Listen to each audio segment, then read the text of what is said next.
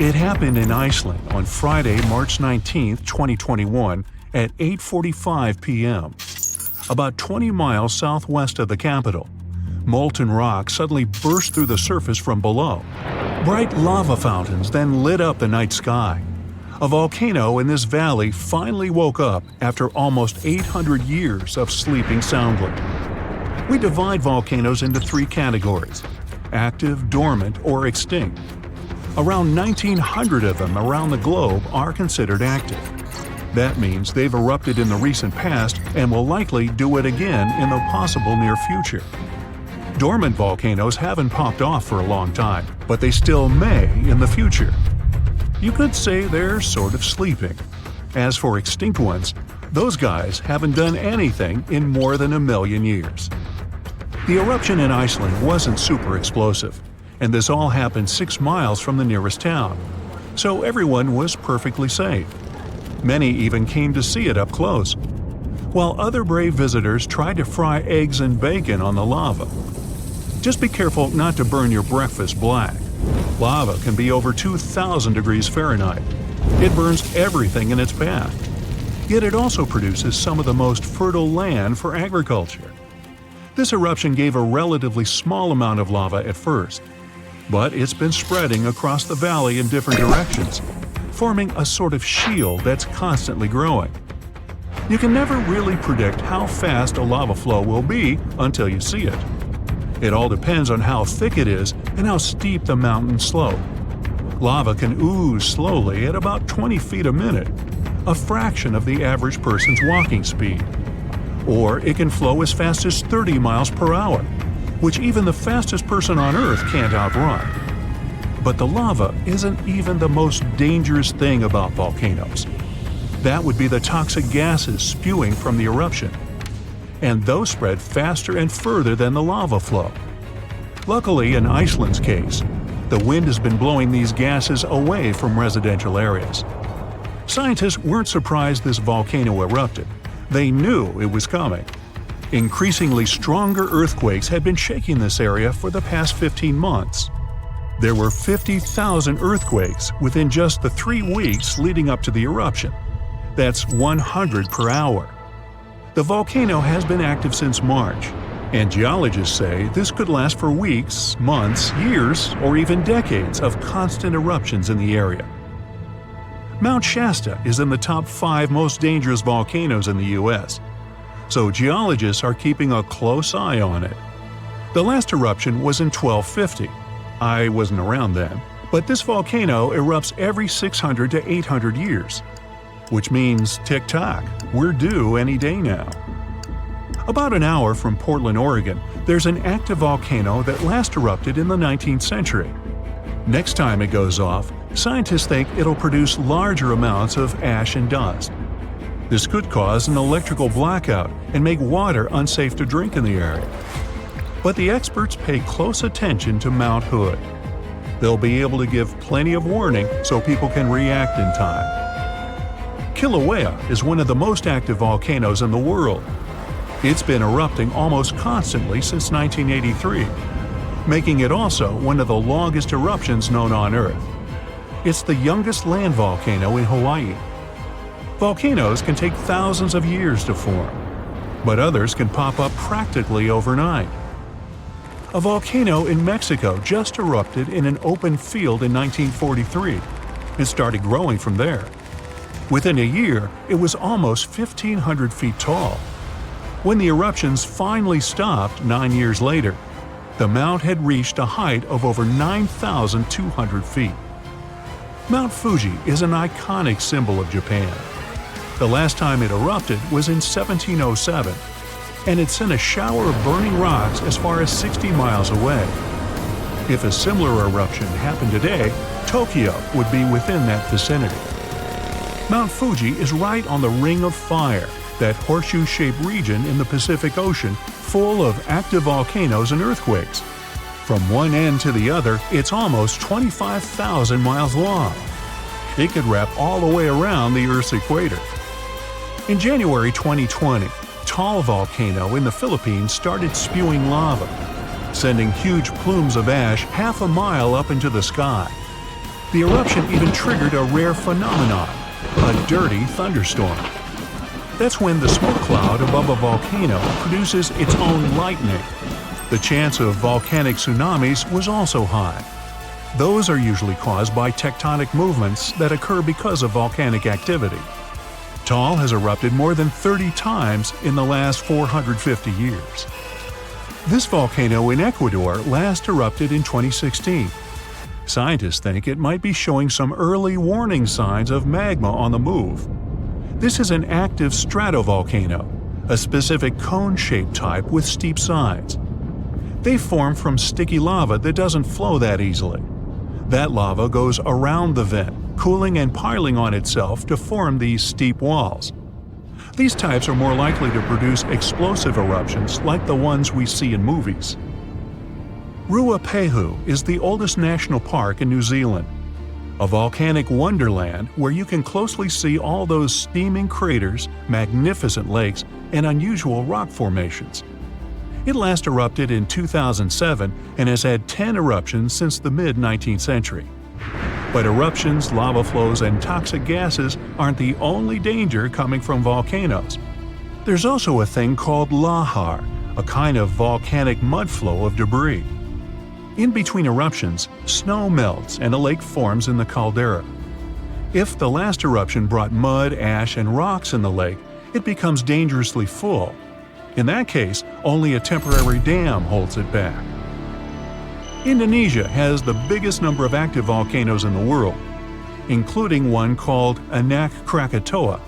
It means child of Krakatoa, and its famous parent isn't far away. A huge tsunami in 2018 partially woke Junior, a scary thought since Senior had one of the most powerful eruptions ever seen on this planet in 1883. Krakatoa's boom was the loudest sound ever heard.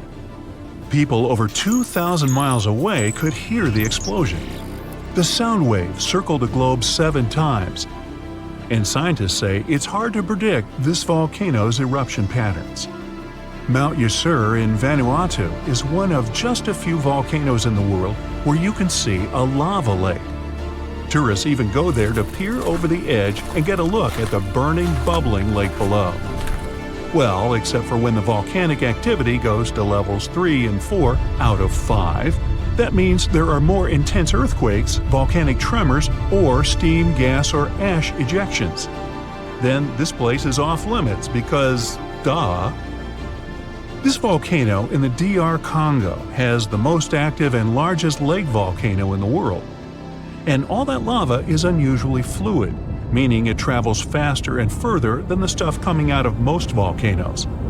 It's certainly not amongst the tallest ones, but Ethiopia's Erta Ali is unique in that it has a lava lake almost constantly, which is pretty rare. The locals call it a smoking mountain because its lava lake often causes eruptions. This volcano is near the Danakil Depression, one of the hottest places on our planet. Merupi has been erupting on a regular basis since the mid-16th century.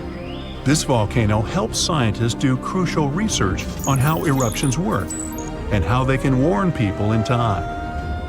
After it was dormant for a while, this volcano in central Mexico sprang back to life in 1994. Ever since then, it's been producing huge mud flows and strong explosions in unpredictable intervals. In the past, enormous eruptions coming from this giant buried entire cities in pyramids. Imagine staying in a hotel and waking up to the magnificent view of a massive volcano covered in glowing rivers of lava and clouds of ash. When it lets off heat, visitors to this area in Guatemala take a chance to roast some marshmallows there. One of the most active volcanoes on Earth is on a small island north of Sicily. Stromboli has regular explosions, together with glowing lava coming from vents inside the crater. Not too far away is Etna, Europe's most active volcano and one of the biggest continental ones in the world. By the way, Earth definitely isn't the only planet with volcanoes.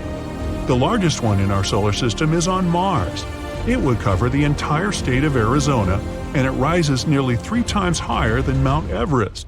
Ooh, don't look down. The floor starts quaking like it's alive. Books, mugs, and lamps leap off shelves. Your feet slide, your body sways, and you can barely stay upright. It stops for a second, but then it shakes again and again. More than 1,000 times just in one day.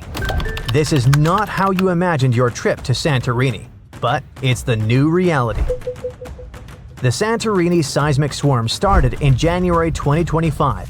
In less than 1 month, there were, get ready for it, more than 20,000 reported earthquakes. For comparison, most cities on Earth go through one small, barely noticeable quake in a year. It all started with small jolts that residents could feel, but tourists might have mistaken for large trucks driving nearby. But by February, things got serious. A magnitude 5.3 quake struck. It's a moderate-strength earthquake, but it was strong enough to rattle homes, break windows and dishes, and terrify the island's population. The Greek authorities declared a state of emergency for Santorini and Amorgos. Thousands of people had to leave their homes. Schools closed, and hotels temporarily evacuated their guests. Santorini is famous for its volcano, the one that blew up in a massive eruption around 1600 BCE and inspired the legend of Atlantis. It's still considered to be active, although there have been no significant eruptions since the 1950s. So it would be logical to blame this monster for all the drama. But nope, these tremors weren't volcanic. Experts said what was happening near Santorini looked like a seismic swarm. It's a series of smaller quakes all happening in the same area. They are happening along faults, which are cracks in the Earth's crust that can suddenly shift when the tension gets too high. Think of the ground like a giant, stressed-out Rubik's Cube. At some point, it twists and snaps somewhere. Near volcanic areas like Santorini, fluids moving underground can sneak into these cracks and make them easier to break. Plus, there's the natural stress from tectonic movements. It's like adding oil to a squeaky, overworked hinge. Suddenly, everything slips. Nobody knows exactly what's coming next. Tracking thousands of tremors isn't easy. Many of them are too small for traditional seismic sensors to pick up. But this time, scientists have their new best friend to help out. I'm talking about artificial intelligence. Thanks to machine learning, researchers can detect patterns in tiny vibrations that humans might miss. This technology has helped a lot to understand the swarm. It lets scientists map which parts of the crust are most active and even predict possible future activity. The AI analysis suggests the quakes aren't random. They seem to be clustered along a fault line near the underwater Colombo volcano. This area has a long history of seismic activity. Even though Colombo hasn't erupted recently, the magma beneath it might be subtly shifting the crust, and it adds tension to the tectonic plates above. It's like a simmering pot. Nothing boils over yet, but the heat is definitely building. The swarm has subsided after a couple of months of constant shaking, but it doesn't mean it's over for good. Even after a lull, another swarm could strike, or a larger quake could happen along the same fault lines. That's why scientists are now studying the data collected from the swarm. If you're thousands of miles away from Santorini and don't have plans to visit, it doesn't mean you're 100% safe from a similar scenario. Seismic swarms like the Greek one happened in the Caribbean, Iceland, and Italy. One of the best documented swarms in history happened in Japan, in a suburb northwest of Tokyo. It was all going on in a town sitting on a seismological observatory, like a secret underground lab for tracking earthquakes. The swarm kicked off in August 1965 with just 3 earthquakes that were so weak nobody could feel them. But things escalated fast, and 3 months later, 100 quakes a day were strong enough for people to feel. On one day, the observatory recorded almost 7,000 quakes. Out of those, 585 were strong enough to actually shake the ground, meaning you could feel a quake roughly every 2.5 minutes. Scientists figured out that the swarm was caused by fluids moving underground, kind of like the Earth's crust, stretching and bubbling. Studying seismic swarms, helps scientists predict earthquakes better, understand how Earth's crust moves, and even prepare for future natural disasters globally. For instance, if they can link the patterns of tremors to magma movement or tectonic shifts, they can apply similar models to volcanoes and fault lines in Hawaii, Iceland, or the Pacific Northwest. Santorini is like a living lab where they combine modern tech with traditional knowledge. AI, seismographs, and satellite imaging add to centuries of human observation.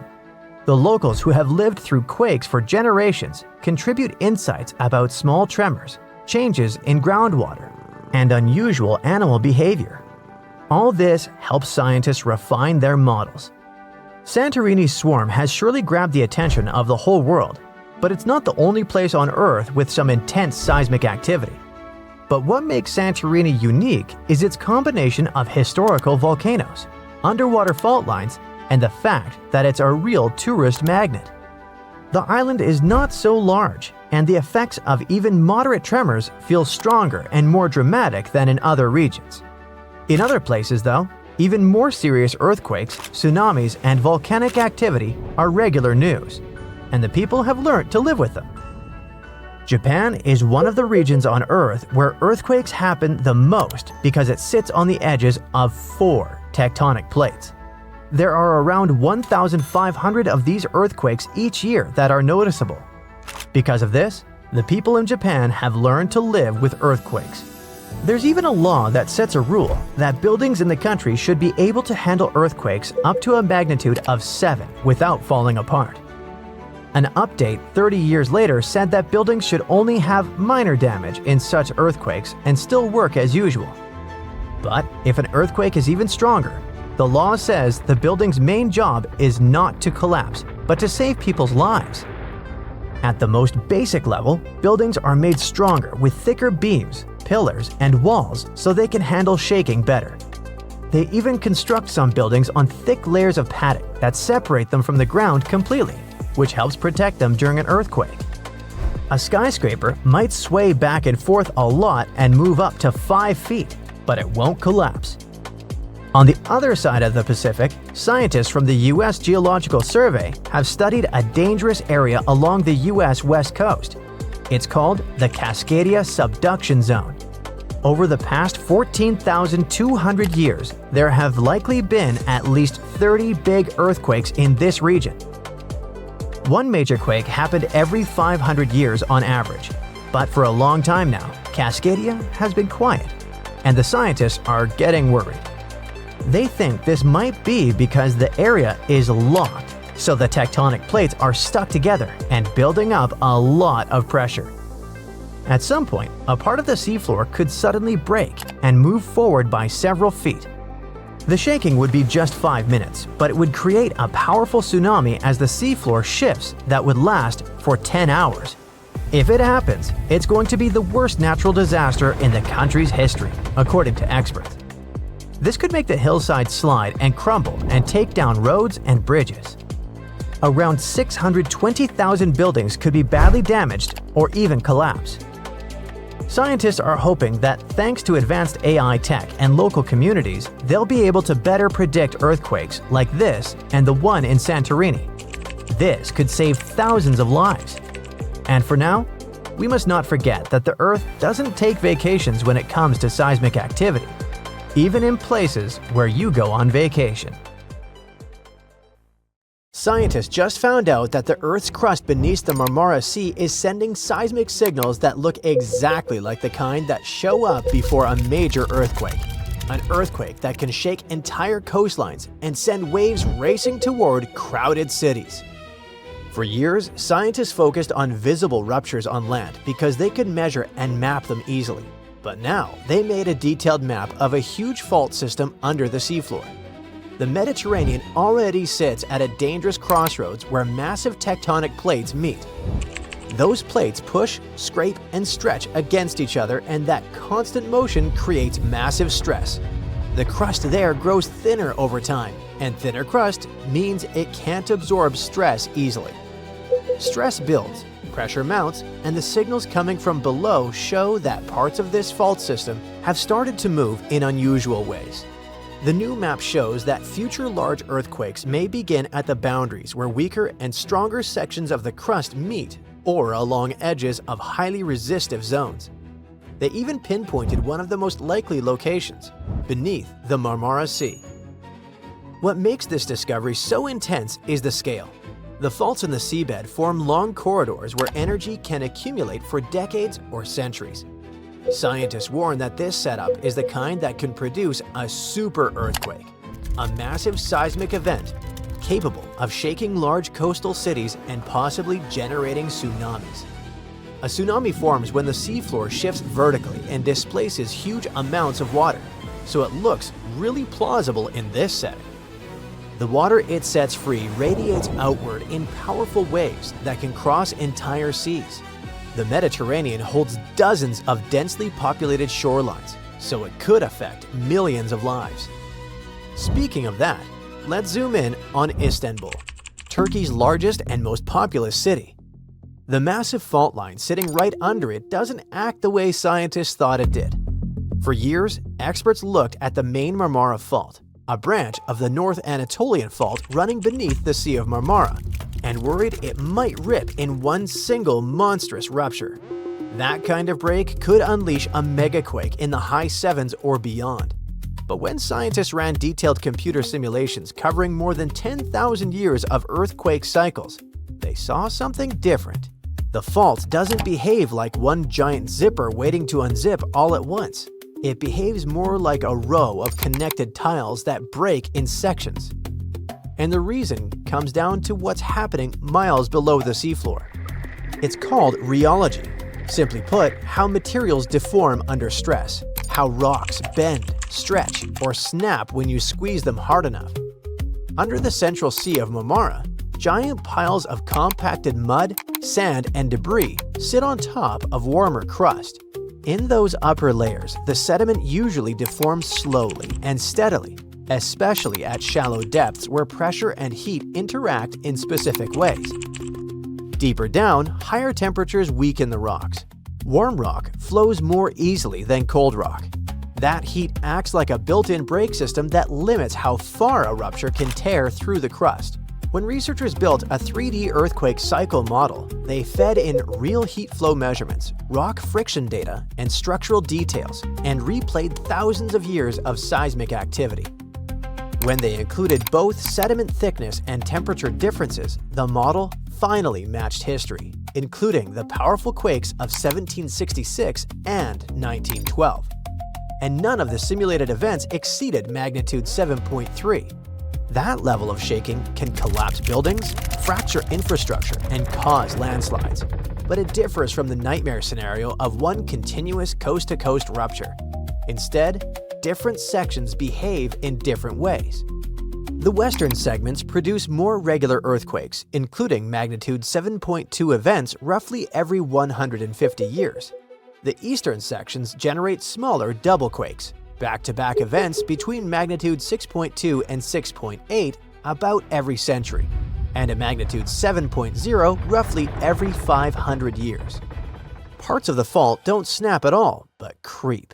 Scientists call it shallow creep, which just means the fault slowly slides without producing a major quake. It releases tension quietly, like letting air out of a balloon instead of popping it. GPS measurements and clusters of repeating small quakes over the past 20 years confirm that slow slip near the central basin. So what does this mean for Istanbul, a city of over 15 million people sitting practically on top of this system? A magnitude 7 or 7.3 quake close to the city could still rock neighborhoods, especially if two strong events strike in quick succession. Infrastructure, older buildings, and densely packed districts are at the highest risk. The fault hasn't produced a major rupture in this section since 1894, which means there's more than 130 years of accumulated strain. The simulations show major events could strike in the coming decades. Then there's Santorini, where more than 28,000 earthquakes happened in just a few months in early 2025. Most of the quakes stayed small, but some reached magnitude 5, strong enough to fracture walls, rattle nerves, and push authorities to close schools and evacuate parts of the island. And this wasn't just tectonic plates grinding like they usually do. This swarm moved. The epicenters shifted gradually northeast toward the Colombo submarine volcano about 5 miles offshore. That migration told scientists magma was on the move. Researchers calculated that roughly 80 billion gallons of it, enough to fill about 120,000 Olympic swimming pools, surged upward from depths around 11 miles beneath the surface. It climbed fast, then stalled about 2 to 2.5 miles below the seafloor. And all this was going on along the Hellenic Arc, one of Europe's most active subduction zones, where the African plate dives beneath the Eurasian region. Earthquakes often migrate across that span toward nearby islands. History backs that up. The 1956 Amorgos earthquakes unleashed massive shaking and a tsunami across the region. So, when 28,000 tremors light up the seismic network, you pay attention. This episode changed how scientists understand volcanic swarms. Now they know magma can intrude, fracture miles of crust, reshape underground reservoirs, and still never surface. It can load the system for the future without pulling the trigger today. And that matters because when magma moves like this, it changes stress fields underground and how future quakes might breed.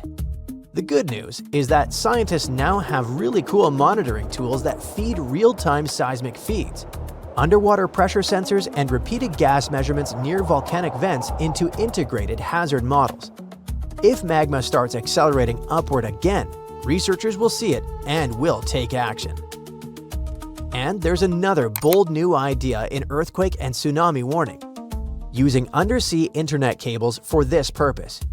Nearly 1 million miles of those fiber optic lines on the seabed were designed to carry data, but scientists discovered that they can also detect tiny changes in light signals caused by seismic vibrations.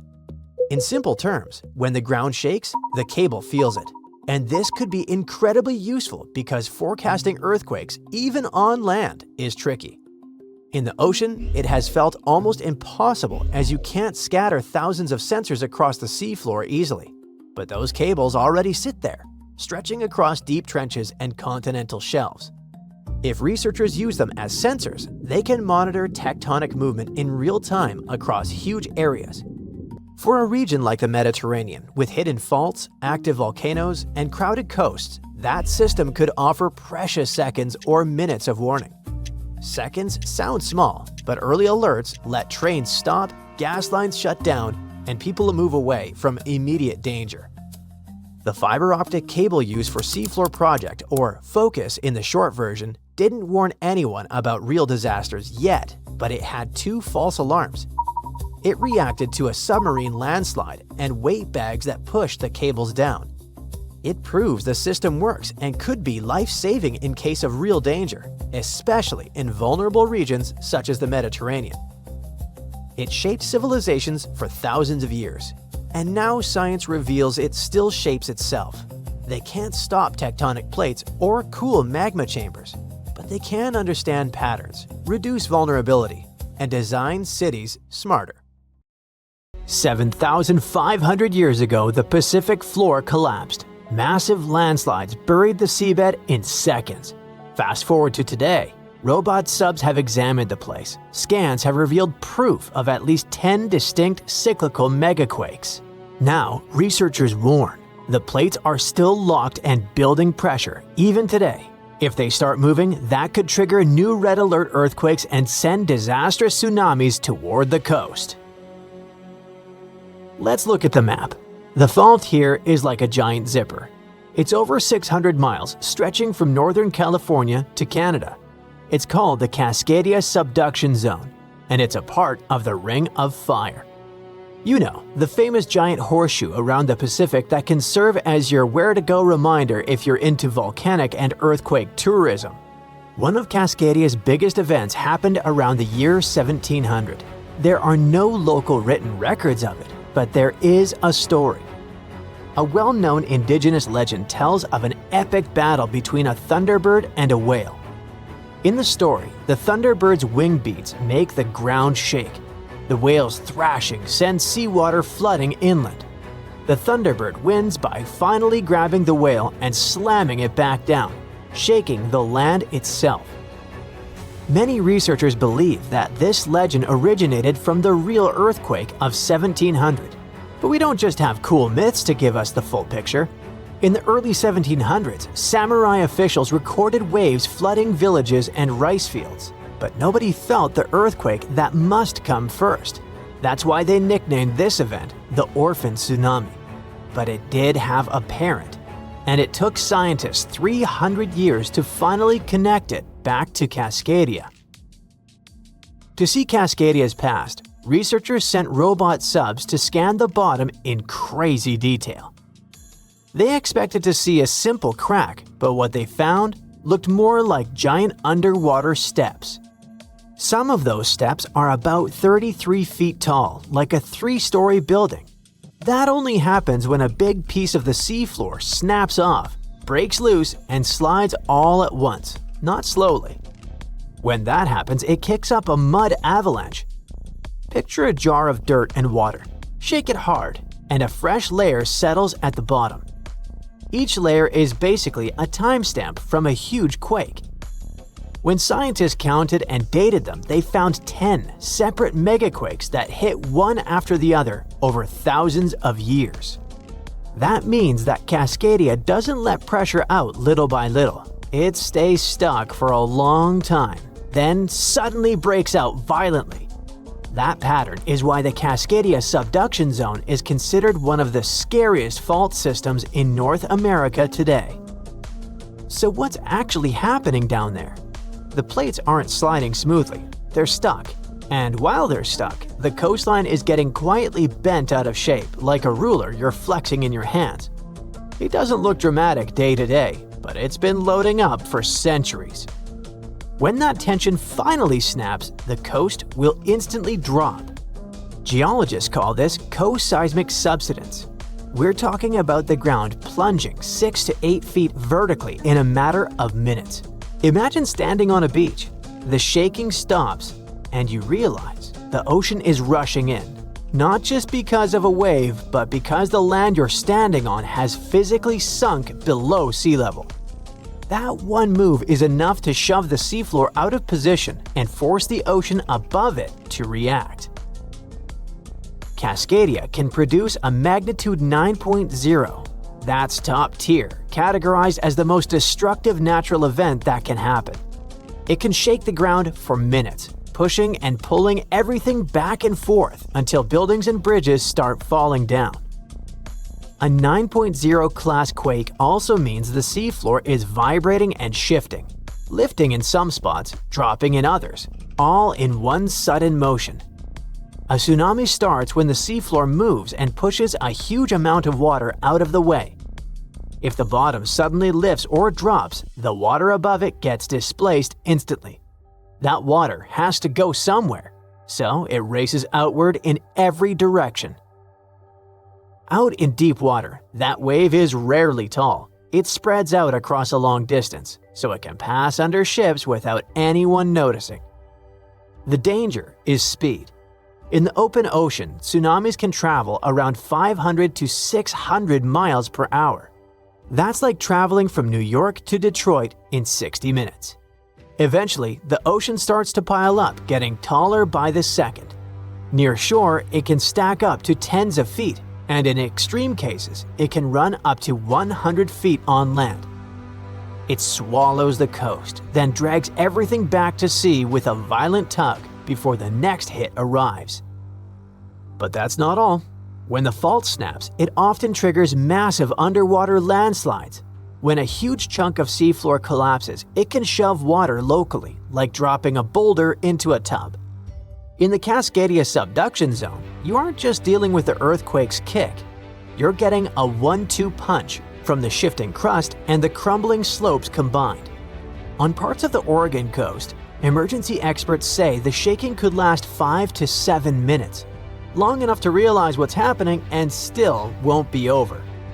Then comes the scariest part. In some places, a tsunami can hit in 15 to 30 minutes.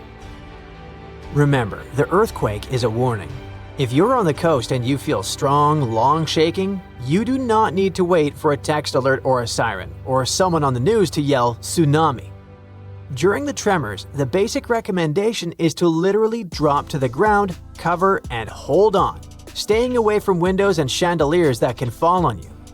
As tempting as it is, we shouldn't stop to make a reel out of the situation. Before anything happens, make one decision while your brain is calm. Pick the closest high ground and go for it. Not somewhere uphill, an actual spot. If you ever needed a reason to learn your neighborhood, this is it. Your instinct might say, get into the car and drive. But don't. Roads are probably jammed and bridges could be damaged. People who live on the coast already know to keep it practical, with shoes on the bed and a go bag prepared just in case. The danger doesn't end with the first impact because the tsunami waves, well, they come in waves. The initial hit is rarely the largest, and the ocean can continue to pulse in and out for hours. This creates a violent tug-of-war. The receding water acts like a massive vacuum, dragging anything caught in the backwash out to sea. Japan's 2011 disaster is the most recent vivid example of what a magnitude 9.1 can do. The seafloor shifted in a single massive heave, and minutes later, the ocean literally rearranged the coast. A huge wall of water crashed inland, reaching over 100 feet high in some spots, and turning the coastline into a conveyor belt of debris. It was like water turned cars into giant bowling balls and shipping containers into massive metal bricks, smashing ports and drowning low-lying airports and electrical substations. Finally, what do officials say about the timeline for the possible next disaster hitting Cascadia? Well, they can't give us precise dates, but they did announce some odds. For the biggest, scariest earthquake possible, the United States Geological Survey says there is about a 10% to 15% chance it'll happen in the next 50 years. Chances for a quake that isn't the mega version are 1 in 3 in the next 5 decades. Those odds are actually pretty high. But here is why it isn't all that grim. Scientists know this isn't random. Cascadia has a pattern, and patterns are what preparation runs on. We already know how to build for big shaking, and we're getting better at spotting where stress is building. It doesn't mean we can stop the earthquake, but it means we're getting way better at knowing what to expect. In the meantime, just keep a go bag by the door and maybe take a walk around your neighborhood every once in a while. Something is about to reshape the entire future of the West Coast. The coastline, the infrastructure, the whole map. Scientists fear there is not one but 2 big earthquakes coming, one caused by another. This wasn't even on the radar for most people, but new research is changing everything. For decades, everyone treated the San Andreas Fault and the Cascadia Subduction Zone like 2 separate monsters that just happened to live in the same neighborhood. They were powerful, yes, but independent. But now, scientists believe these 2 giant faults are mechanically linked, and one can literally pull the other into rupturing shortly afterward. Cascadia moves, San Andreas moves. San Andreas tears, Cascadia tears. And the potential consequences of that are honestly haunting. Scientists found evidence that it happened at least 10 times in the last 3,100 years. Earthquake, pause, earthquake. It comes from marine sediment cores, which are like time capsules pulled up from the ocean floor. Researchers analyzed layer after layer of seabed sediment and found doublets. Paired debris layers created by 2 massive quakes happening so close together that the ocean barely had time to settle between them. That discovery takes us to the Mendocino Triple Junction, the geological troublemaker of the West Coast. It's the place where 3 tectonic plates crash and grind into each other like badly aligned gears. It's also the zone where the San Andreas meets Cascadia, which makes it the perfect place for these double quakes to form. The stress changes caused by a rupture in one fault travel straight through this junction and destabilize the other. It's benign when it happens to a bookshelf. When you move one book, 3 others shift. But when you think about it like a coastline with millions of people, entire cities, major infrastructure, it instantly feels terrifying. To many people who live on the West Coast, the San Andreas kind of feels like a California's problem, and Cascadia like an Oregon and Washington's problem. But when you understand that these two faults can essentially fire at each other, it stops being a local issue and becomes a continental one. A Cascadia megaquake alone can hit magnitude 9.0 plus, rip open 600 to 700 miles of seafloor, and send a tsunami roaring toward the Pacific coast. And it could just be the first quake, and then, maybe minutes later, the San Andreas snaps in Northern California. The shaking could ripple down the state like a zipper tearing open a jacket, and if it goes the other direction, it could be just as bad. If the San Andreas ruptures first, the intense stress redistribution can destabilize the Cascadia subduction zone. You could get the California quake first with buildings rocking, highways breaking, and power stations failing. And then, soon after, the ocean pulls back in Oregon or Washington. And the 20-minute countdown to a tsunami begins, a follow-up disaster. It's the kind of chain reaction you don't want even in a video game, let alone real life. This discovery also tells us something eerie about the earthquake in 1700. The one that sent a tsunami across the Pacific so huge that it struck Japan with no warning.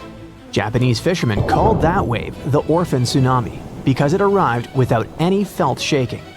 Only centuries later, scientists figured out that it came from the Pacific Northwest. But until recently, no one knew that the San Andreas might have felt that event too, and it possibly slipped or destabilized because of it. So, the whole West Coast may have moved together. And we've come to the scariest part. All this isn't about if, it's strictly about when.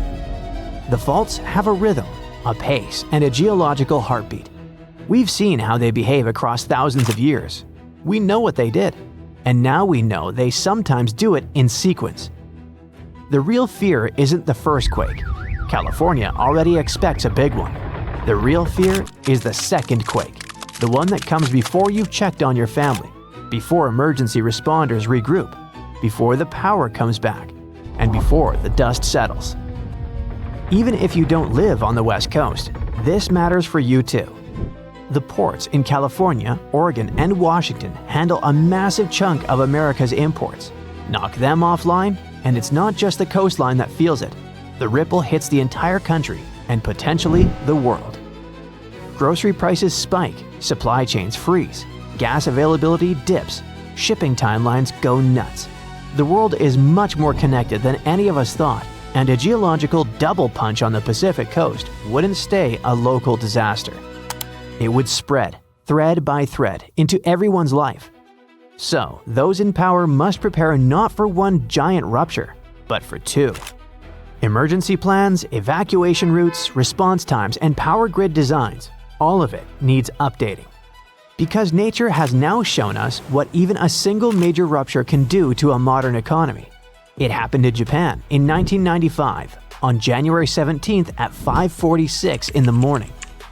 The quake hit right by the northern tip of Awaji Island, only 12 miles from Kobe, a huge, busy city with about 1.4 million people back then, and another 2.6 million in Osaka nearby.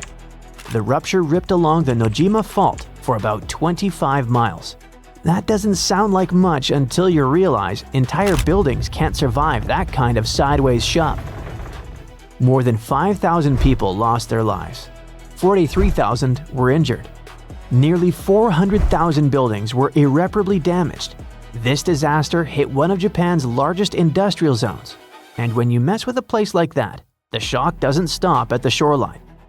The damage was $200 billion US in losses, from smashed buildings and infrastructure and many businesses shutting down. Kobe's port just collapsed. Only 30% of the Osaka-Kobe railway lines worked. Part of National Route 28 literally vanished into the ground. Schools, hospitals, and municipal buildings, 85% of them took damage or were unusable. Fires broke out across Kobe, almost 300 separate incidents, burning the equivalent of 70 US city blocks and taking another 600 to 700 lives. Almost 100,000 people permanently left the region, 2.5% of the whole population gone in less than a year. And here's a detail that stuck with me. So many bridges failed that engineers suddenly had to confront how poorly older designs handled lateral shaking. Houses with heavy tiled roofs, built to fight typhoons, crumbled because all that weight sat too high. But the newer homes made after the 1981 building code revision stood. And that's when Japan realized that modern seismic standards were crucial to follow. Japan threw $58 billion US into restoring the region. Power came back in days. Roads and rail returned in 5 to 8 months. The main expressway took 21 months. The port was fully rebuilt in just over 2 years. And by then, all debris was cleared. Within 15 months, manufacturing jumped back to 98% of its old level. Stores reopened. By 1999, Kobe's economy reached roughly 75 to 90% of pre-quake levels. Japan overhauled its disaster management system entirely. They set up the Central Disaster Management Council and rewrote building codes. They upgraded everything from emergency drills to fire-resistant city layouts, and they launched the Earthquake Early Warning System that now gives Japan those precious few seconds before shaking hits. The same system that saved countless lives since 2007. But despite all this improvement, the Kansai region still sits on dangerous ground. The Roku Awajishima fault system, the same one that snapped in 1995, still runs under them. The 2018 Northern Osaka quake and the 2024 Noto Peninsula quake reminded everyone that this threat didn't disappear. It just waits its turn. A future large event on that system could hit even harder simply because the region has grown more complex, more interconnected, and more economically loaded. So Kobe wasn't even a triggered double fault rupture, but it still broke a major industrial hub, reshaped a national economy, and permanently changed global shipping routes. That's why when scientists started talking about two joint faults firing off back-to-back in Cascadia and San Andreas, you don't even have to imagine the consequences. We already got a preview in 1995. On January 26, 1700, one of the biggest earthquakes in history hit off the coast of the United States. It had a magnitude of 9, which puts it in the top 10 most powerful earthquakes ever recorded. This earthquake triggered a huge tsunami and changed the coastline all the way from southern British Columbia down to northern California forever. Back then, the area wasn't very populated, but thanks to some clever research, scientists figured out exactly what happened that day by looking at old geological records, tree rings, and even some history from Japan. On the same day as the earthquake, a massive tsunami also hit Japan's eastern coast. For a long time, no one connected the two, but in the 1980s and 90s, researchers realized the tsunami in Japan had been caused by the earthquake in the Pacific Northwest. They were also able to pinpoint the exact day, January 26, 1700. They even found old trees in coastal Washington that had all perished around the winter of 1700, which matched up perfectly with the timing of the earthquake. The earthquake came from the Cascadia subduction zone, a fault where the Juan de Fuca plate slides under the North American plate. This fault stretches about 700 miles, from northern Vancouver Island in British Columbia to Cape Mendocino in California. The pressure from the moving plates builds up over time, and eventually, another big, devastating earthquake will hit the same region. It's just a matter of time. By looking at the geological records, past tsunami deposits, and signs of land level changes, scientists can figure out how often these huge earthquakes happen. Emergency planners have been preparing for the next big quake, often calling it the big one. Scientists believe earthquakes in the Cascadia subduction zone happen every 200 to 1,000 years. And since the last major one was over 300 years ago, the Pacific Northwest is definitely due for another. When it happens, the earthquake is expected to be as big as the one from 1700. But this time, it'll affect around 15 million people. The devastation will be severe. Buildings will collapse, roads and runways will crack, and bridges will fall. Communication in and out of the area will be cut off. But the worst part? The earthquake will trigger a massive tsunami that might hit parts of the Washington coast in as little as 10 minutes. It's not a matter of if, but when the Cascadia subduction zone will break. When it happens, it will be the worst disaster the US has ever faced. Worse than the Hurricane Katrina or Superstorm Sandy. It'll impact an enormous area, stretching from southern British Columbia all the way down through Oregon to northern California. That means millions and millions of people will be affected. Fairchild is considered a backup staging area for handling the aftermath of the earthquake, with Grant County International Airport in Moses Lake being the main one. For those who will survive the initial quake and tsunami, the aftermath could be just as disastrous. Aftershocks will follow, and transportation will be a mess. Roads will be damaged or completely blocked, airports will shut down, and most of the main routes, like Interstate 5, will have bridges destroyed. This means food and water supplies will be cut off, and it will be incredibly difficult for help to get in or for people to escape. Gas pipelines will most likely be damaged too, and restoring them could take anywhere from a few days inland to weeks or even months along the coast. Power outages will be widespread within 100 miles of the coast throughout the entire Pacific Northwest. And water could be out for 3 to 7 months. Even telecommunications will be down for 2 to 3 months across the Pacific Northwest, Alaska, and even parts of East Asia. The good news for eastern Washington is that it will mostly avoid the worst of it, thanks to natural barriers between the west and east sides of the state. The tsunami may hit the Columbia River Gorge, but it will lose energy quickly because of a sandbar under the river.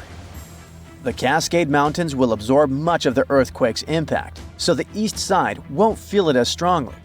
And since eastern Washington won't get hit as hard, it'll be up to them to handle the aftermath of the quake. That means helping western Washington, taking in refugees from the areas that got destroyed, and delivering supplies to where they're needed. Scientists have looked at other major 8.0 to 9.0 magnitude earthquakes like the ones in Chile in 1960, Alaska in 1964, and Sumatra in 2004, and Japan in 2011. These kinds of quakes can shake the ground for anywhere between 6 to 10 minutes, and that's a long time for the ground to be shaking. Such quakes are super intense because they happen close to Earth's surface, so it's not just a quick shake. It's a long, strong one that can cause a lot of damage. If the Cascadia earthquake and tsunami were to hit tomorrow, over 13,800 people could lose their lives, and about 107,000 people could be injured. The economic toll in Washington, Oregon, and California could top $70 billion. To put that into perspective, we can compare these numbers with some other major earthquakes. In Chile's 1960 earthquake, about 1,650 people lost their lives. The 1964 Alaska quake resulted in around 140 lives lost. The 2004 Sumatra earthquake and tsunami took the lives of an estimated 280,000 people. And the 2011 Japan earthquake and tsunami caused over 20,000 casualties. Authorities know about the dangers of the Cascadia fault, but even with all the planning, no one can say for sure what will be needed when the big quake hits. Right after the earthquake and tsunami, the areas outside the immediate disaster zone won't be able to help much because roads and airports will be destroyed, and resources will be limited. How can we deal with this kind of disaster and its effects? We don't have all the answers yet. Right now, let's focus on the Cascadia subduction zone. It's a huge fault line that stretches about 620 miles from Vancouver Island to Cape Mendocino in California, sitting about 93 miles off the coast. It's like one tectonic plate is slowly sliding under another. When the plates are close to the surface, about 18 miles deep or less, they get stuck because of friction, kind of like pushing two rocks together. Over time, this creates a lot of pressure.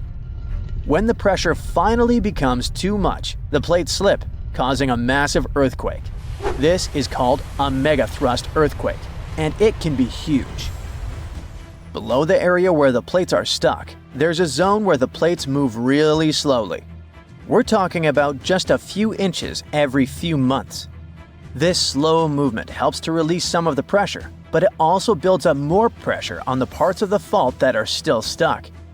This means that over time, it increases the chances of a huge earthquake happening. These massive quakes, called Great Subduction Zone earthquakes, can be stronger than magnitude 8.5. Megathrust earthquakes are the biggest earthquakes that happen. They can go over a magnitude of 9.0, which is insanely powerful. Just to put it in perspective, a magnitude 9.0 earthquake releases 1,000 times more energy than a 7.0 and 1,000,000 times more energy than a 5.0. These earthquakes happen when a lot of pressure builds up in a part of the fault that's locked, which means the plate can't move past each other. When that pressure gets too high, the fault finally ruptures, releasing all that built-up energy in one massive shake. The Cascadia subduction zone is super long. That's why if it were to rupture all at once, it could produce a large earthquake. Scientists have studied this region and found that about 18 miles below the surface, the fault is completely locked. The plates there aren't sliding past each other, but deeper down, the plates start to slide more smoothly, causing less friction. This is important because it tells us how much stress is building up in that locked zone, and how it could eventually lead to a major earthquake. Not an earthquake, but a mega earthquake could happen in Japan. It's scarier, bigger, and more destructive than ordinary tremors. However, the problem is that it will occur underwater, which means it will trigger a giant tsunami 100 feet high. A column of water nearly as high as a 10-story building will collapse on coastal cities, wiping out hundreds of houses. The water flow can destroy everything in its path like a bowling ball that knocks down pins. And then another wave may come, and another one. Anyone who is at risk should be on their guard. How to survive? You'll find out later in this video. But first, let's find out what a mega earthquake is. This is an earthquake with a magnitude 9 or more. This is a very rare phenomenon, and it depends not on the power of the shock, but on the length of the fault where it occurs. The longer the fault, the stronger the earthquake. But what are these faults? These are cracks in the rocks of the Earth's crust that move relative to each other. Imagine a large puzzle where every detail is a giant tectonic plate. When one part of the puzzle moves away from another or when they collide, that's when earthquakes begin. If the fault between the parts is long, then the magnitude of the earthquake is great. The largest mega earthquake ever recorded occurred on May 22, 1960, in Chile. The fault was almost 1,000 miles long. It's almost half the way between Chicago and Los Angeles. And now, a similar mega earthquake can happen, underwater. That's how it all started. Last year, on August 8th, at 4:42 p.m., an earthquake with a magnitude of 7.1 occurred in southern Japan. The tremors appeared off the coast of the mainland island of Kyushu. Everyone was terrified as they expected a large tsunami to appear. But fortunately, they faced only a small wave. It collapsed on the shore, but didn't destroy buildings. About 15 people got hurt, which is sad, of course, but it could have been worse. It seemed that the disaster had passed. The residents breathed a sigh of relief. However, after that, the Japan Meteorological Agency sent a warning about a possible mega earthquake that could be incredibly devastating. A previous earthquake of 7.1 magnitude could be a harbinger of an impending catastrophe, a disaster that could affect 250,000 people. As soon as people heard this, they ran to buy groceries. Increased demand and a slight panic led to shortages of rice and several other basic products. People were stocking up on food and preparing for the worst. But a week later, the Japan Meteorological Agency canceled the warning. It turned out that the small tsunami on Kyushu Island was not a harbinger. No one knows whether a mega earthquake and tsunami will happen in this region, but the chances are very high. To understand the nature of this danger, we need to dive underwater in a place called the Nankai Trough. It is a 500-mile-long underwater fault that runs almost parallel to the Pacific coast of Japan. This is where the two giant sections of the Earth's crust meet, the Philippine Sea Plate and the Eurasian Plate. And the Philippine Plate is subducting and slowly slipping under the Eurasian Plate, on which Japan is partly located. During this movement, the plates get stuck, accumulating energy. Afterward, when they move and align again, they release a powerful burst of energy. And this energy is capable of causing one of the most powerful earthquakes in the world. Experts report that the probability of a mega earthquake and a tsunami is about 80%. Over the past 1,400 years, mega earthquakes have occurred every 100 to 200 years in this region. The last time this happened in Japan was in 1946. The entire country felt a powerful tremor that destroyed 36,000 houses in the southern part of Honshu Island. Every year, the probability of a repeat of this disaster increases by 1%. And do you know how many years have passed? 79. According to experts, a mega earthquake with a magnitude of 8 to 9 can trigger a tsunami that will flood small islands off the coast of Japan. And areas with large populations on the islands of Honshu and Shikoku can be flooded in minutes. Hundreds of thousands of people are at risk. It can be billions and even trillions of dollars worth of damage. According to some reports, about 530,000 people may lose their homes. To save lives, the country needs to carry out a large-scale evacuation. But the problem is that no one knows the exact date. In general, no one in the world can predict in advance when the next big earthquake will occur. In the case of the Nankai Trough, it can happen in a few days, or a few years, or even centuries. So, what should people do? Prepare. Japan has been experiencing earthquakes for a long time, so the country has learned to survive a disaster with minimal losses. Almost every building in Japan is equipped with dampers, which are devices that suppress any vibrations and make houses more resistant to shaking. In addition, on the shores of Japan, residents have built long and high shields that don't allow powerful waves to break through to land. Japan also has an advanced earthquake warning system. It's impossible to predict powerful seismic activity in a few days or weeks, but it's possible to detect small tremors that may portend an impending earthquake. Special devices monitor seismic signals and transmit the data to certain programs. Then, they evaluate the magnitude and intensity of the tremors and send warnings to people's phones. This can save seconds and even minutes for locals to reach the nearest shelter in time. These systems are also used to slow down the speed of trains, to stop work at factories, hospitals, and office buildings. It's much safer for a train driver to slow down during an earthquake than to rush forward at full speed. But what if you're on the street and you can't hear your phone messages? How to act in case of disaster? This applies not only to Japan, but also to any place where a tsunami or earthquake may occur. To survive a tsunami, you need to prepare for it long before a big wave hits. It's very important to have good relations with neighbors. Be friendly with them, help them, and treat them well. In times of trouble or disaster, it's great to have people with whom you have a good relationship. They can help you get out of a difficult situation, and you can also help them. Be kind and compassionate to people. This way, it's much easier to survive any disaster. Prepare a backpack with necessities in advance. These are a first aid kit, canned food, flashlights, a battery-powered radio, and bottled water. All this will not only save your life, but will also help other people in trouble. So if you feel an earthquake start, immediately run for cover. If you're at home, try to stand against a wall closest to the center of the building, or crawl under heavy furniture that stands firmly on the floor, such as a desk or a regular table. Stay away from windows and front doors, and never use an elevator. If you're on the street, don't come close to power lines and any objects that may fall. During a tsunami, you may need to get as high as possible to avoid getting swallowed by water. Stay as far away from the shore as you can, and don't go down until you're sure it's safe. But how can you find out about an approaching wave if you haven't received the warning?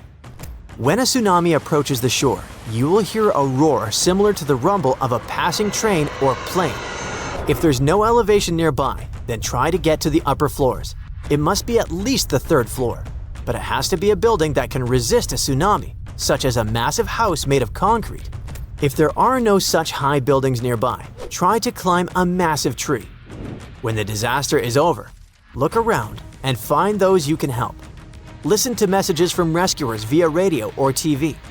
If all is well, then you can deal with the consequences. Yes, there's a lot of work ahead, but you've survived and helped others survive. And that's the most important thing.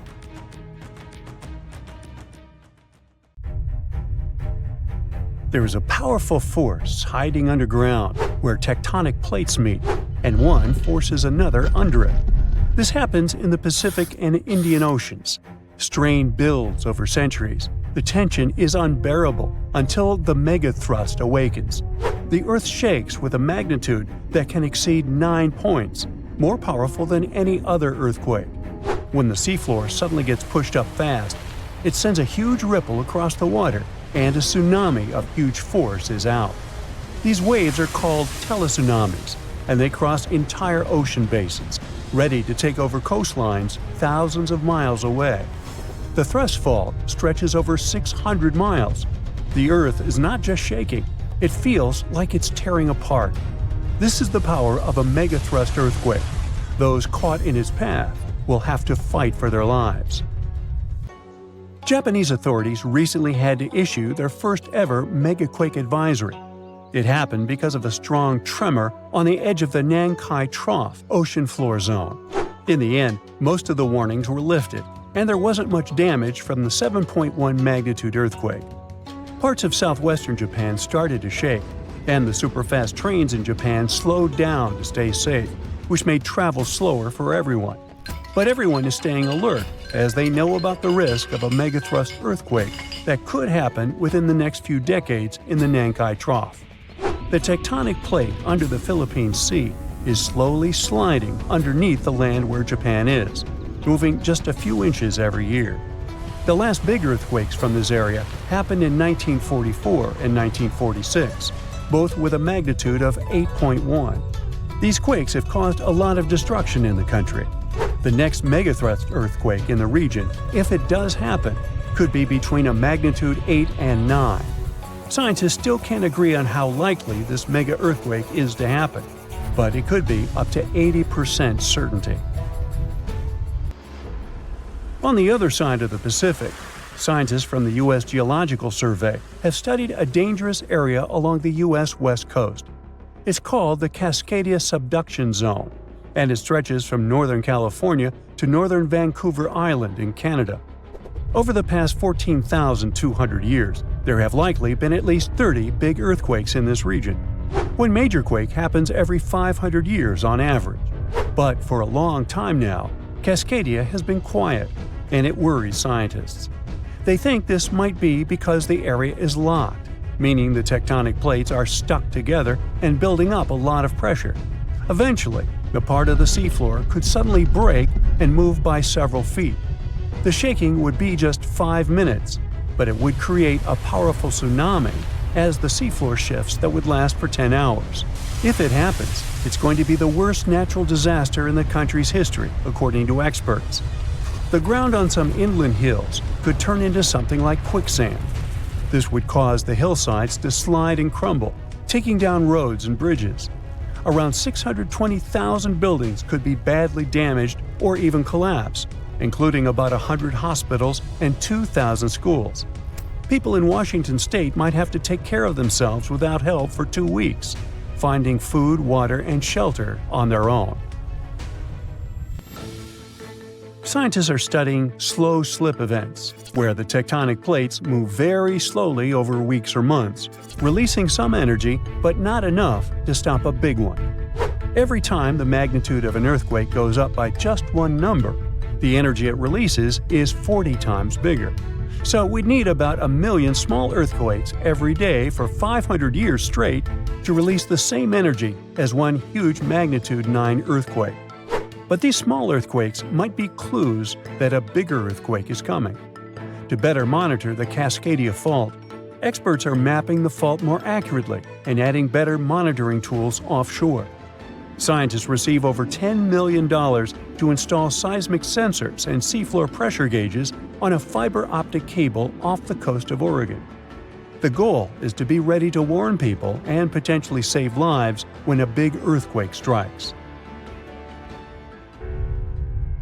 A sharp megathrust earthquake happened in this part of the world in 1964. It went down in history as the Great Alaska Earthquake and had a magnitude of 9.2. It lasted for more than 4 minutes, making it the most powerful earthquake in the history of the U.S. and North America. The ground shook so hard that it caused huge cracks and landslides. In Anchorage, many houses, buildings, and roads were destroyed because they weren't built to handle such a big earthquake. In some places, the land was permanently changed. For example, the coastline near Kodiak and Hinchinbrook Island was lifted by 30 feet. In other areas, like Gerwood and Portage, the ground sank by 8 feet. They had to rebuild roads higher so they wouldn't be flooded by the time. A huge 27-foot tsunami wiped out the entire village of Chiniga.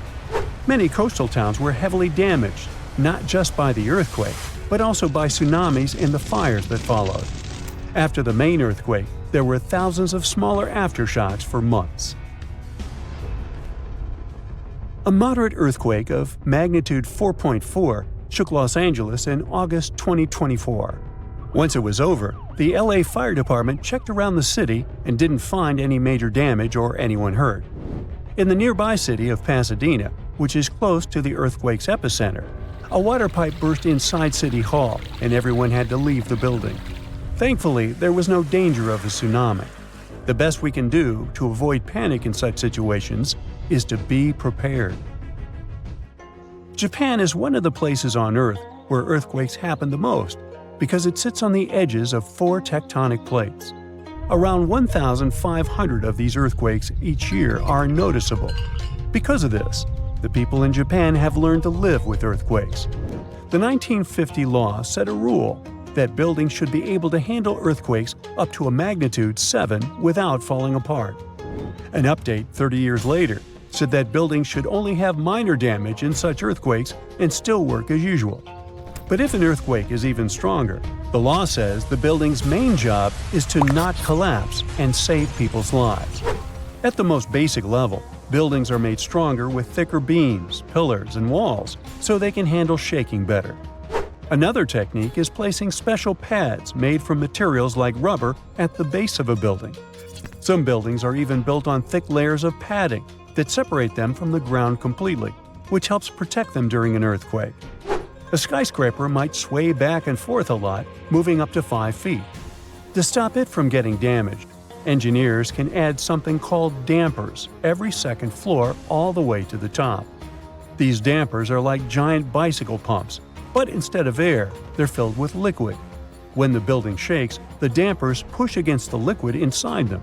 Even though the liquid doesn't squish very much, it can still absorb some of the shaking.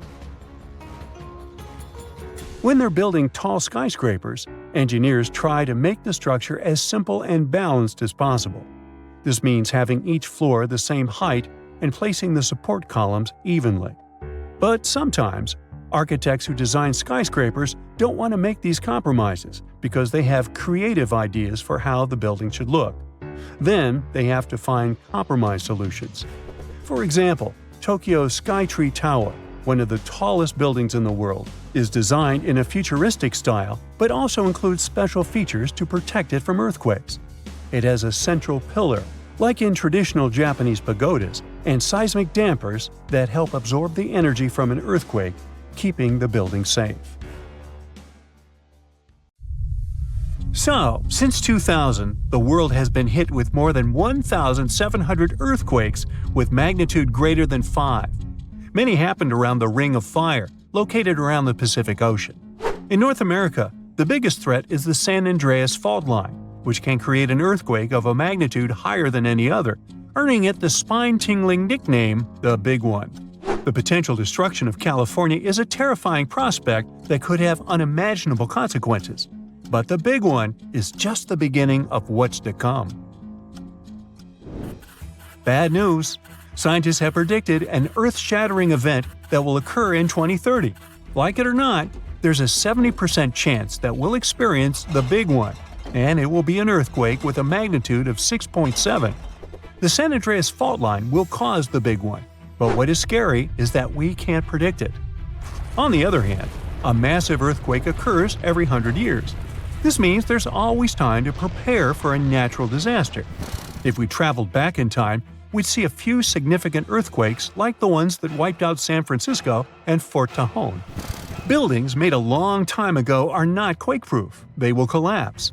Even if they survive, you should not enter them. But buildings are not the most dangerous part. You should watch out for electrical lines and gas pipes.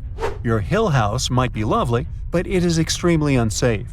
During quakes, the hill can turn into a massive landslide that will destroy everything in its path. Say goodbye to road trips because all the roads will be ruined. You should have some spare water and food since you won't be able to go to the supermarket. This disaster won't be cheap. It will cost the U.S. around $200 billion to recover from the quake. At least the earthquake will not trigger tsunamis. But there's something that can cause more damage than the big one.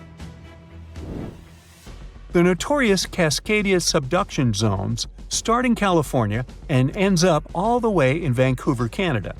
The San Andreas fault line is nothing compared to this zone. It can wipe the whole coast off the face of the Earth, an example of hyperbole. Subduction zones are tectonic plates forced to be one under the other and constantly pulling apart. One is called the North American Plate, and the other is the Juan de Fuca Plate. Zones like these are not to be messed with, since they are terrifying hotspots for earthquake activity and extremely dangerous because they cause massive underwater quakes. But they are underwater, so what can they do to us? Well, they can cause giant tsunamis, flooding cities, and destroying the coastline. Right now, the most active zone is the Ring of Fire. The Cascadia zone might be less active, but it is like a sleeping beast that can wake up and destroy everything in its path, causing a groundbreaking earthquake. The last time all this stress was released was in the year 1700.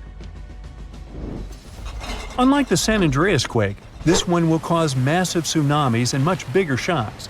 Let's hope you'll be camping in an open field at that time, because most buildings and bridges will likely be destroyed.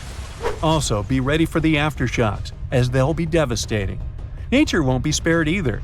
Landslides will change animals' habitats. Even our homes will be changed forever. Luckily, there is a light at the end of the tunnel, and scientists are doing everything they can to ensure our safety. New rules are implemented. Every new building must be able to withstand massive shocks. They're developing modern warning systems, and every new infrastructure must follow strict quake-proof guidelines. The Juan de Fuca and the North American plates are locked together, but they won't stay like that forever. When they unlock, get ready for a massive shake. The closer you are to the epicenter, the more damage you'll experience. But even if you are lucky to be far away, you may still feel the ground shaking for some time. Now, if we compare the Cascadia subduction zone and the San Andreas fault, we'll see how much more dangerous the Cascadia zone is.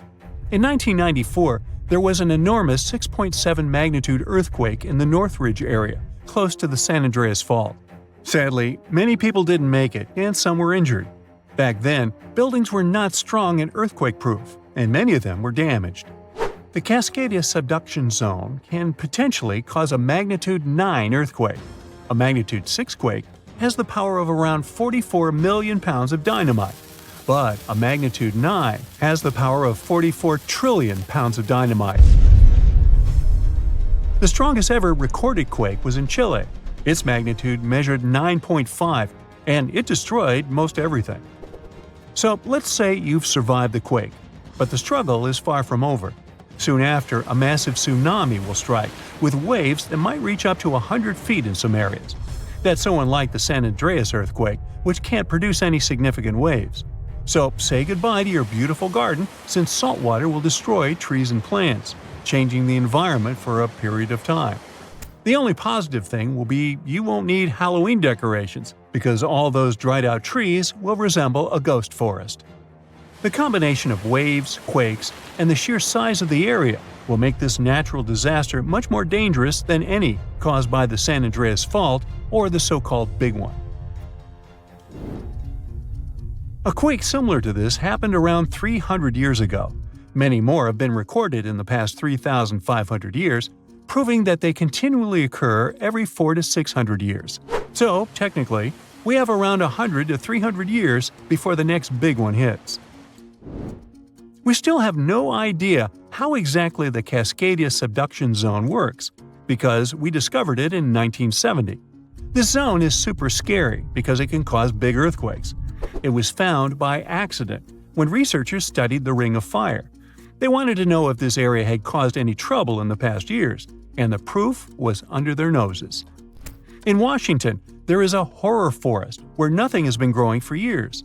When researchers tested the soil, they found a tremendous amount of salt. They put two and two together and concluded that a massive tsunami had been the reason. Experts still didn't know when the forest was destroyed. But Japan kept records of a gigantic earthquake that had a similar effect. It was the one that happened in the year 1700.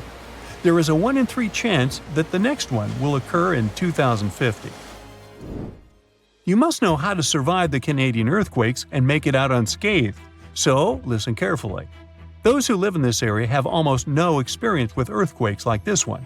Surviving the quake is relatively easy, but the tsunami coming afterwards is the real danger. After the shake, find the highest ground and go there. Only bring the essentials, like food and water. Yeah, leave your baseball card collection at home. After the first hit, don't try to go down. Seismologists say that most likely there will be a few more waves, and they have proven this. On the 22nd of May, 1960, seismologist Jerry Eston and his 4 friends went to Hawaii to see an expected tsunami that was to happen around midnight. They set up their gear on Wailuku Bridge with an escape route planned. This bridge had been destroyed in the previous tsunami, but the new one was much taller and better. After midnight, the water was 4 feet above the average level. The second wave hit a half hour after midnight, and the water rose another 9 feet by 1 a.m. The water started going down and dropped by 7 feet, but the horror was far from over. Next, they saw a wave that was around 20 feet tall. This shows us that tsunamis are unpredictable, and we should listen to experts to stay safe. A magnitude 15 earthquake has the potential to completely destroy our planet and evaporate all the water in a matter of seconds, leaving Earth uninhabitable. Over 500,000 earthquakes happen annually, but none have a magnitude of 15. 90% of quakes occur in the terrifying Ring of Fire zone located around the Pacific Ocean. The ground there is like jello. It shakes almost constantly. The most powerful earthquake to have ever struck Earth had a magnitude of 9.5. That much power can lengthen or shorten the day. But there's probably an earthquake in the confines of your own home now caused by a speck of dust landing on a table. But it has a power of negative 15 magnitudes. Earthquakes happen when tectonic plates move. They're like Lego pieces that are not properly secured, and when they move up, down, or hit one another, the ground also moves, triggering earthquakes. This tectonic energy acts like a battery. It stores energy for a long time, up to 500 years. When this stored energy is released in a sudden burst, the consequences are horrifying. Even the strongest structures submit to this relentless force that leaves a trail of destruction in its path. In some instances, earthquakes can even trigger tsunamis, amplifying the chaos. Such a crazy amount of power can split the ground open and cause severe damage. The strength of an earthquake is measured by the Richter scale, but now it's being replaced by the moment magnitude scale. When there's an earthquake, we hear about how strong it is. It's usually from 1 to 10. Luckily, we haven't had a Richter scale earthquake yet. The most powerful earthquake to have ever happened in modern history occurred in Chile in the 60s. It was around 9.5 on the Richter scale, and it altered Earth's rotation and messed up the length of the day by around 2 milliseconds. It also triggered a massive tsunami and affected a vast area of 155,000 square miles. The Richter scale doesn't actually have a limit. Still, anything above 25 doesn't need measuring because if that ever happened, we would simply turn into dust, and nobody would care to measure this disaster. As we said, the strongest earthquake had a magnitude of 9.5. If this magnitude had been just 0.5 stronger, it would have created a ruptured line 2,174 miles long. That is almost 7 times the size of Wyoming. A magnitude 11 earthquake would create a crack halfway around the world. Massive tsunamis would hit coastal areas, destroying everything, and Earth would get into a massive environmental crisis. If you love hiking, you would have new mountains to explore, created by the terrifying earthquake. Even the temperature would increase because of volcanic eruptions and the resulting greenhouse gases. It would turn our planet into a hot oven. The safest places would be far away from any buildings, seas, oceans, and mountains where there would be a low chance of a landslide. Countries unprepared for earthquakes would be totally destroyed, and cities would turn into piles of rubble and dust. Going up on the Richter scale would only make things worse. But don't worry, an earthquake of that power is impossible. Earth's crust doesn't have enough energy to produce such earthquakes. But there is something that has much more power and can produce mega earthquakes. Asteroids are powerful enough to destroy our planet, as we all know from the dinosaur era. That asteroid was around 6 miles long and it caused massive damage to the planet. It triggered earthquakes that shook the ground constantly for months. These terrifying quakes were about 50,000 times stronger than the Chile earthquake. They also triggered a tsunami that was 30,000 times more powerful than the Indian Ocean tsunami. And the latter was one of the most devastating tsunamis to have ever struck Earth.